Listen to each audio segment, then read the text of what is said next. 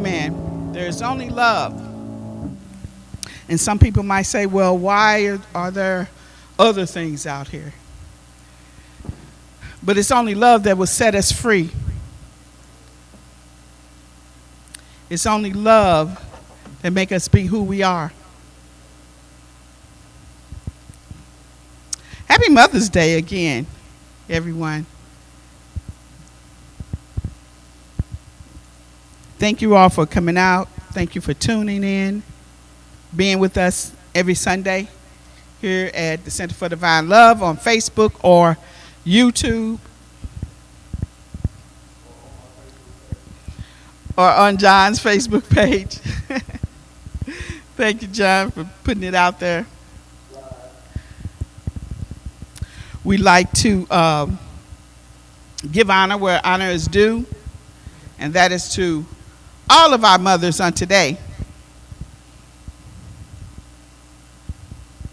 And so I'm going to be before you just a little while, and I want to talk about the mothers. I did a little poem. I'm so, this week actually, it's been 2 weeks. It's been a very good week for me in writing. I wrote a play for my grandchildren or my students that will be performing for their last day of school this coming Friday.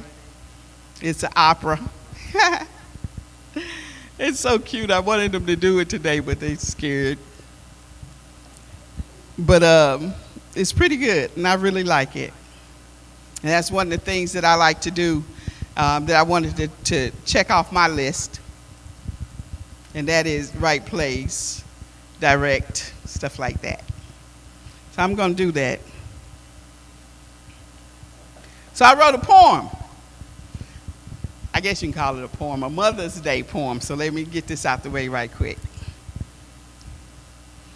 M is for the many days and nights you worried about me, whether within or without. O is for the only way in which I came to myself through you.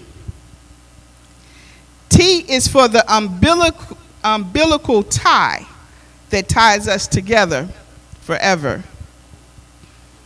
H is for the healing waters from you to me during my gestation. E is for every day that I lied still until I was beckoned to come forth from beyond. And R is for responding to the call. Happy Mother's Day. You're welcome. I just thought about that because there was, I guess somebody wrote a book. It's called The Deep. Anybody heard about The Deep? It was when it's about the enslaved females on the ships that was pregnant. And when they was either thrown overboard or they jumped overboard, they had babies. And the babies lived under the sea. Right? I just thought that was fantastic. Because I know that there's some African, what they may call myths about that. But that is where you get your mermaids. Right? And so I was just thinking about, the water. Why couldn't a baby be born in the waters like that? Now, we might say, how did they survive? But that's another story. But I thought of that's where this poem comes from, that thought of being in the water. So something else happened. Have you ever heard of the mitochondrial Eve? You heard of that? So it is said that this one woman that they found was our mother up to 200 years ago. 1 to 200 years ago, this particular woman lived, and through females, we are here. So of the modern humans, the humans that are alive today came from this one woman. And she was from Africa. Now, I didn't make this up. They now know that that is the truth. That all humans today came from this one mother, a black woman. So we here at Divine Science teach about the oneness of Christ, the oneness of God, that we're all one, that we all are part of one thing, not just part of the woman human, but part of the one God, the one source. We are one. And until we realize that we are brothers and sisters, that we all come from the same pot, I call it, out of the same watered oceans, that we are one. When are we going to realize that? But I'm going to tell you why we don't realize it. You know why? Because in the Bible, it tells us that there was an Eve. But if you all know the story, Eve had the 3 sons. And the son had, they had 3 sons. The 2 they talk about, they don't really talk about the 3rd son, Seth.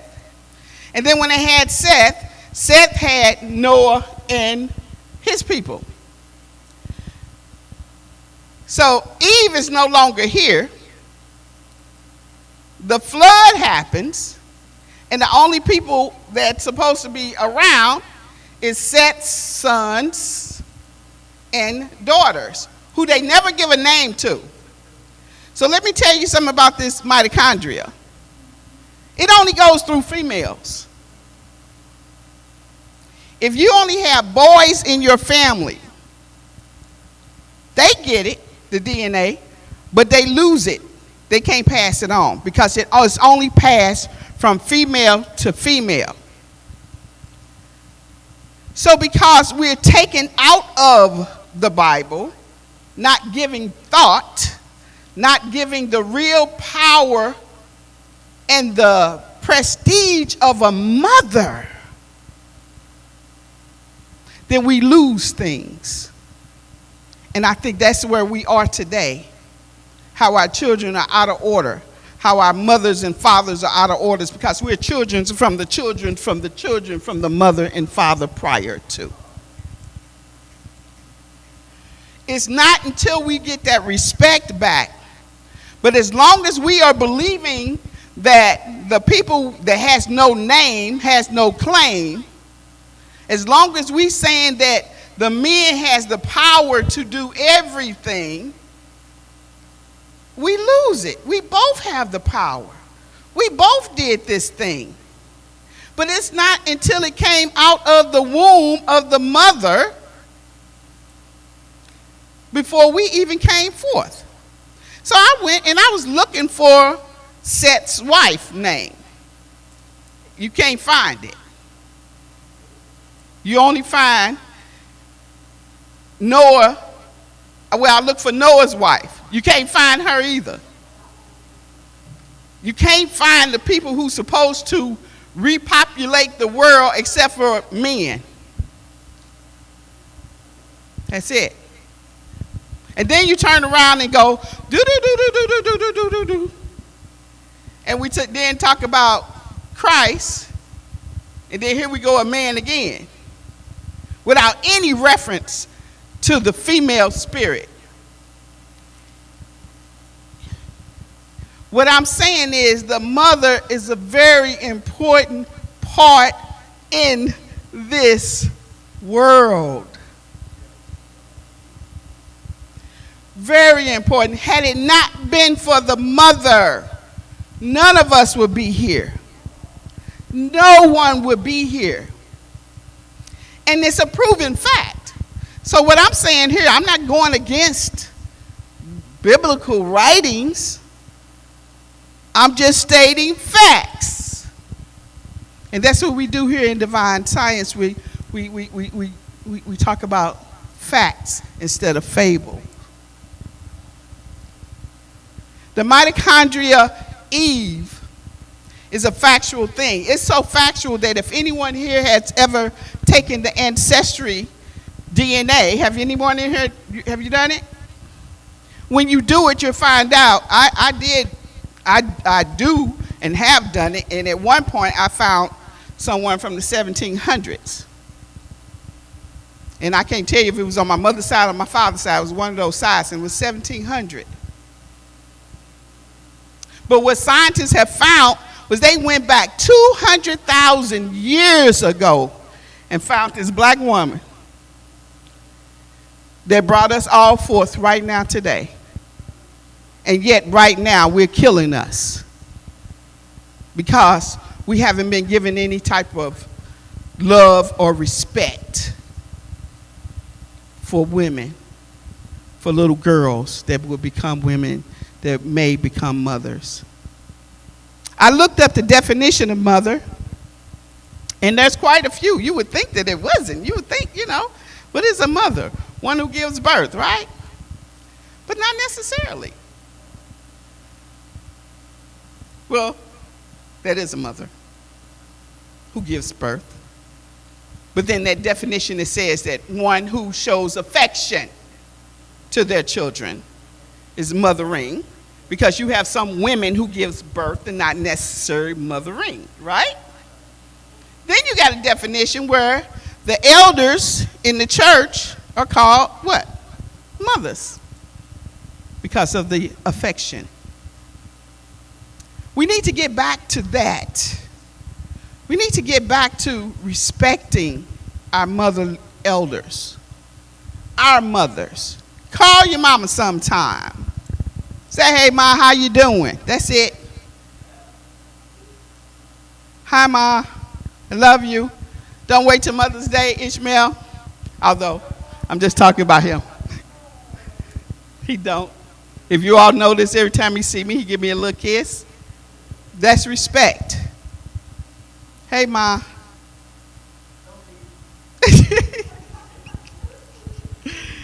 No, he's a good son.